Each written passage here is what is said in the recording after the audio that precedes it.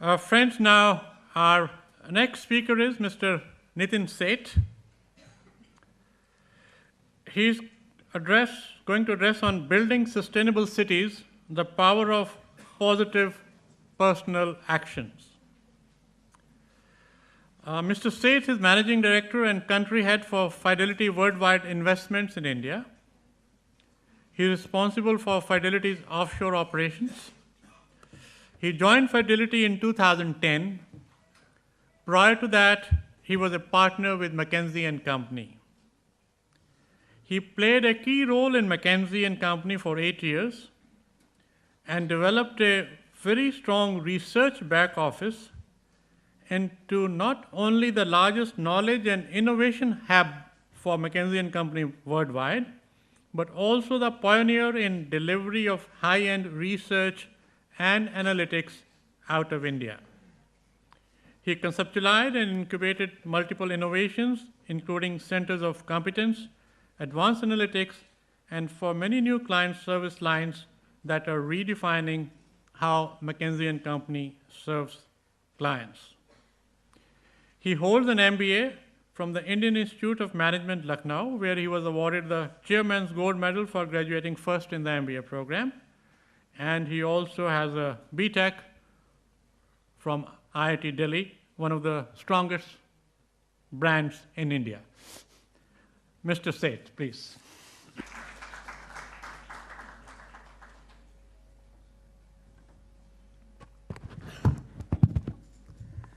Good afternoon.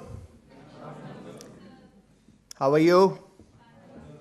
Come on, this is still early in the year. I know it is after lunch. We can have a little more energy. Good afternoon. Okay, that's much better. So it's a real pleasure for me to be here again this year. For second time I'm attending the IILM annual conference on sustainable development. And it's a great opportunity for education for me. It happened last year and it happened this year as well that my colleagues here are certainly way more knowledgeable on this topic than I am.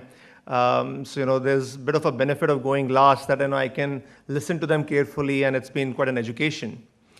Now I would like to today share with you a more practical perspective on this topic of sustainability, especially something that touches all of us. Sustainable development of our cities, and our favorite chief minister has made that topic very, very live for us. So I'm sure all of you relate to it now after this odd and even kind of announcement. So it's a very live topic. So I want to share a few perspectives around building sustainable cities, which I think is a very important part of the overall sustainability agenda. And then I want to share some personal experiences with you.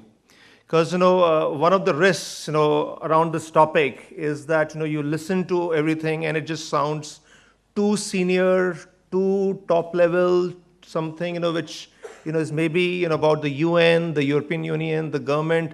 Certainly as individuals, what you and I can do, it's sometimes difficult to relate to it.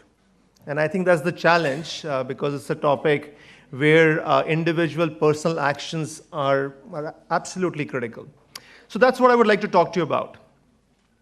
Okay, now, why is sustainability or sustainability of our cities in a topic that should concern all of us? So, I read this ranking of cities on sustainability, and Your Excellency, you'll be very happy to know that the top 4 cities were from the European Union: Frankfurt, London, Copenhagen, Amsterdam. What was not very pleasing was that cities from Asia, from the developing world, were pretty much the last in that survey. If I remember right, Mumbai was 47th and Delhi was 49th out of 50 cities. If you believe that one survey is not very accurate, and I think this has been quoted quite often, that if you look at the top 20 most polluted cities in the world, we have the honor of having 13 cities from India. So at least there is something we are very world-class in which is having polluted cities. And a couple of months back, I had to give a talk on how to build sustainable cities. And I did a Google search, how to build sustainable city. And there's this fantastic research by a Harvard Business School professor, John McComber, on this topic. I went through that research, very interesting. In the end, there was a case study on how not to build a sustainable city, and that was my very own Gurgaon. So, but look, it doesn't need international academic studies to tell us that we have a problem. All of us literally kind of live and breathe it every day. Yeah, and if you look at traffic congestion and pollution, this is something it's very real now. It's reached some kind of a tipping point. Again, if I talk about Gurgaon, the city I live in, I work in, if you look at the pollution levels, PM 2.5, it's close to 1,000. 1,000 micrograms per cubic meter, which is 4 times, the unhealthy limit. Yeah, 4 times. And see, pollution is something which has become very visible, but I think even a more fundamental issue is around water. So, again, Gurgaon, loses something like 2 to 3 meters of groundwater every year.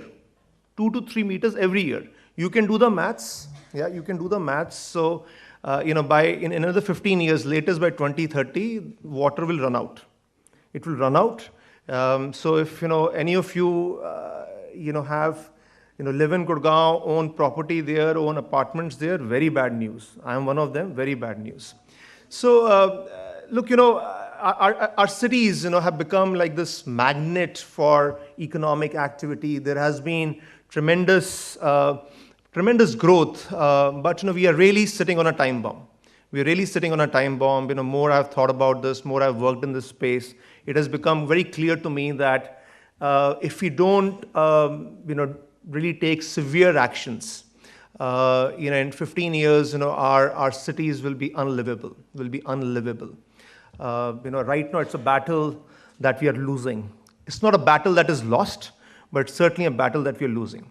Okay, so on that very positive note, now that I have been a Cassandra and scared you all enough, let's talk about solutions. Let's talk about what can be done, and let me share some of my personal experiences. So I've had the opportunity of being a part of NASSCOM, it's the industry body for IT and BPO companies, and I've chaired NASSCOM for Haryana. I've been doing that for the last 4 or 5 years. And Gurgaon, again, the city I work in, it's really an IT-driven city. The growth of this Millennium City has been driven by the IT industry. We have, close to 1 million people that the industry employs directly, indirectly in Gurgaon. So it's a very large contributor. So a couple of years back, when we set out, we had this vision of making Gurgaon the Silicon Valley of the East. Yeah, Silicon Valley of the East. Very ambitious vision. And we looked at the growth, we looked at the talent, we looked at the nature of companies. And we said, absolutely, this is doable. But as we kind of assessed and as we really got into the issues, we realized that there were more basic set of problems that we needed to fix. Yeah, it's very easy to have a lofty vision, but there were more basic problems, that we needed to fix. And as I mentioned, that there was this whole challenge of, Gurgaon is not livable. It's not livable. As we really analyzed, and a lot of very bright people, and we did kind of root cause analysis and everything, and then we came to a conclusion that, you go through everything, and it's finally, the transport infrastructure is perhaps a root cause, or certainly one of the biggest reasons, why Gurgaon is facing this sustainability challenge. That the transportation infrastructure is just not keeping pace. It just does not have the capacity. As a result of that, what is happening is that, we have the traffic jams, we have the pollution, and we have this general feeling of frustration, feeling of despair. Yeah. And then we started thinking about solutions. We talked to a lot of experts and what have other developed cities done, what has Europe done, and we came to a very simple solutions. A very simple solution. The solution was cars. Right? That we kind of came to a conclusion that the biggest problem and the solution is to go beyond our fatal attraction with cars. Our fatal attraction with cars. Yeah? That cars are simply the most inefficient mode of transportation. The volume of the road cars take to transport a single individual is the highest of any form of transportation. Yeah? And that just has an implication in terms of the kind of the clogging that happens and the pollution that happens. So if you have to go beyond this challenge, then the answer is to move beyond cars to more sustainable forms of transportation, whether it is metro, whether it is public bus services, monorails, carpooling, walking, cycling. So that is the very simple conclusion that we came to.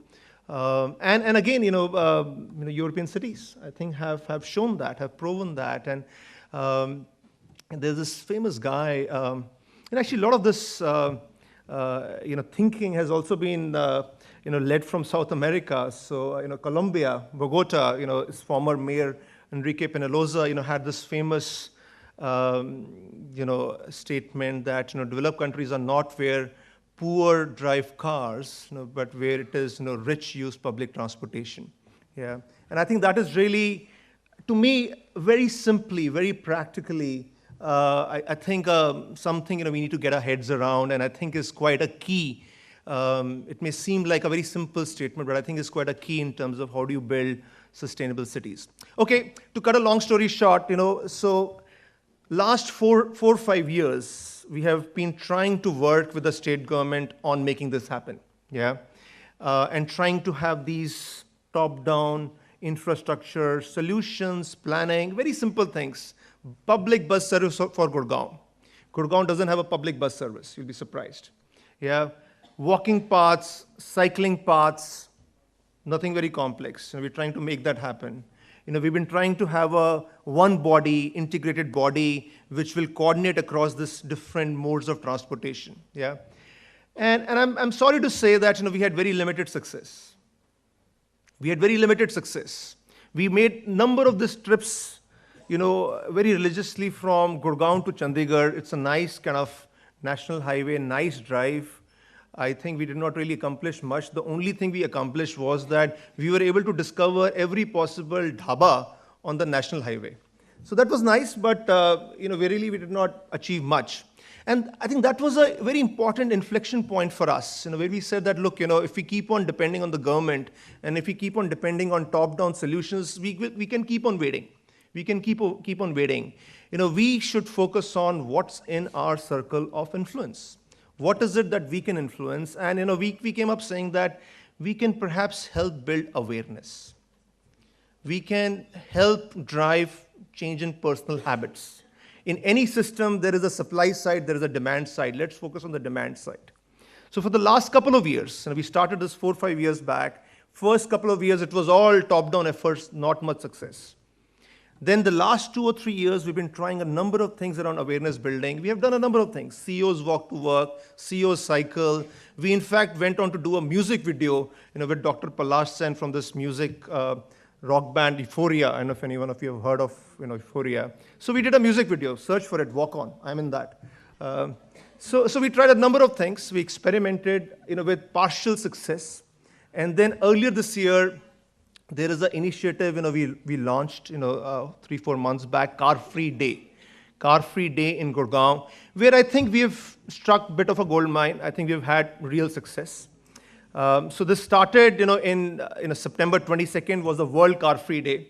And we said, okay, in Gurgaon we will celebrate that. NASCOM, corporates, Gurgaon police, we came together and we said, okay, we will drive that. It is not about any enforcement, but about encouragement. It is to encourage, private cars or, owners of private cars not to use their cars, use various forms of public transportation.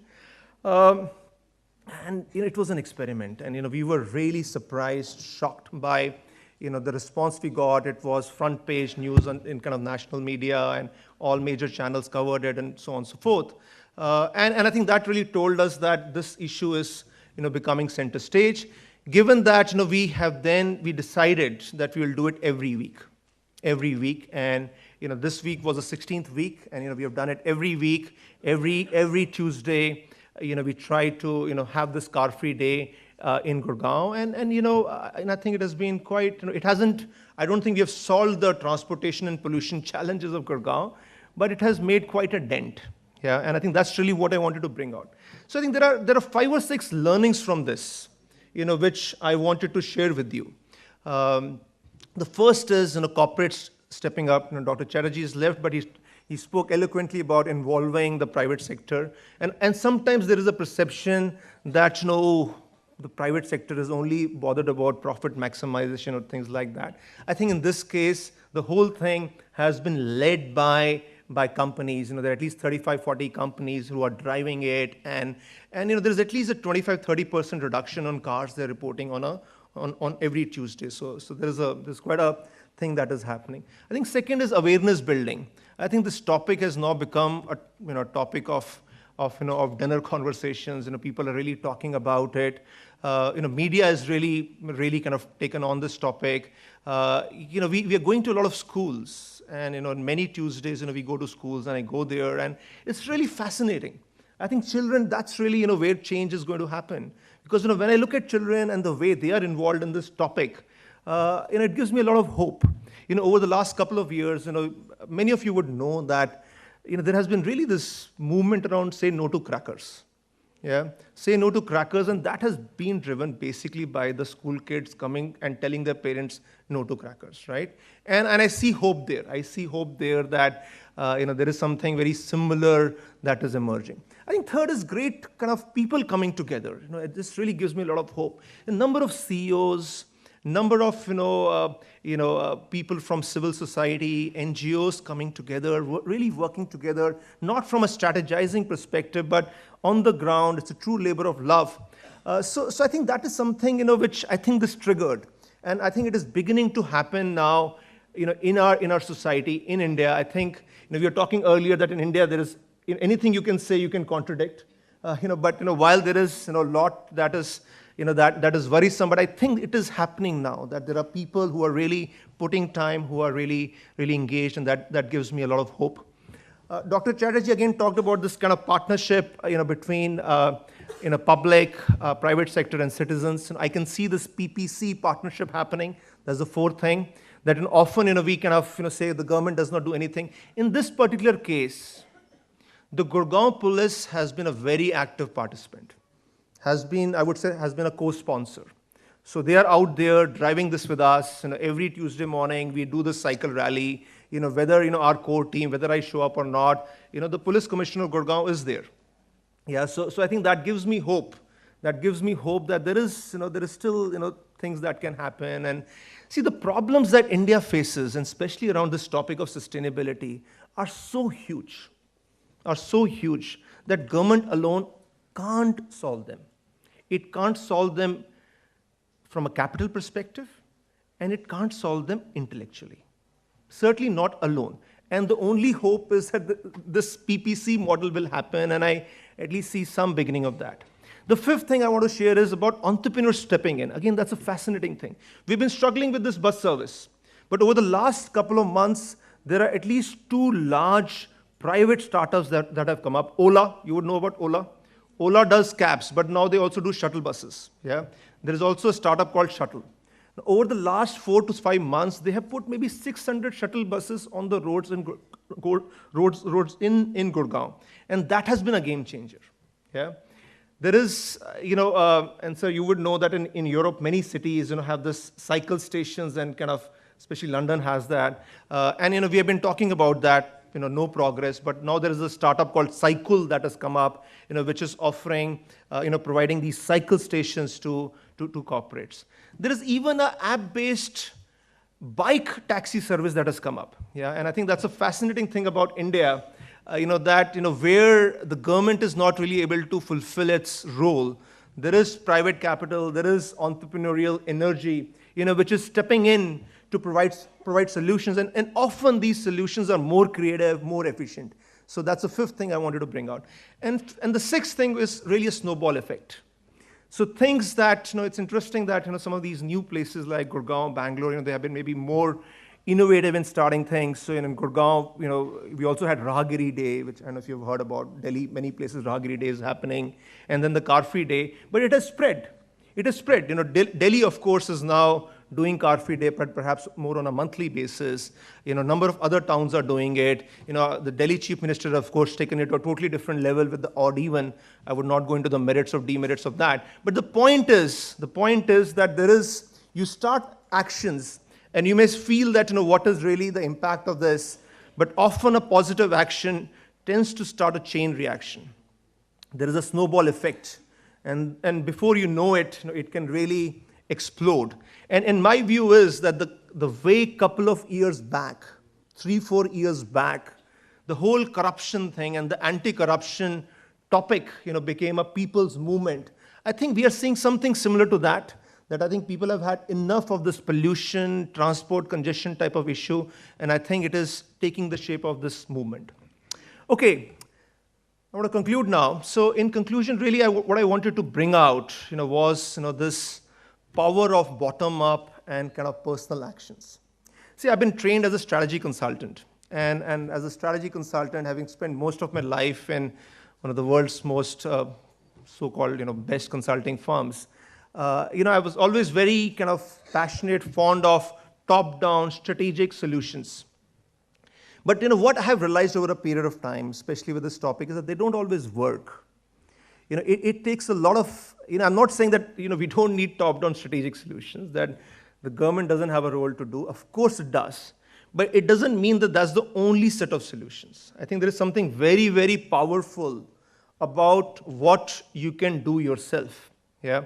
Often when you have a big problem, you can get intimidated by it. You can say, oh, what will we do? Is the system, it is the way things are. And I think this ability to move away from your circle of concern to your circle of influence, what are the positive personal actions that you can take? I think that's a very, very powerful thing. And as you do that, as I said, that you can have the snowball effect. You can have the snowball effect, and there is this quotation that when you really have this intent, the universe conspires to make it happen. I think that's very true. So that's where I want to leave you, that just a couple of people coming together, having this positive intent, I think gave Gurgaon the Car-Free Day. It has snowballed into something a lot more significant. And I just imagine that, look, if we can multiply that, if there are many more people who put that personal intent, who put that personal action, positive action, the impact can be humongous. The impact can be huge.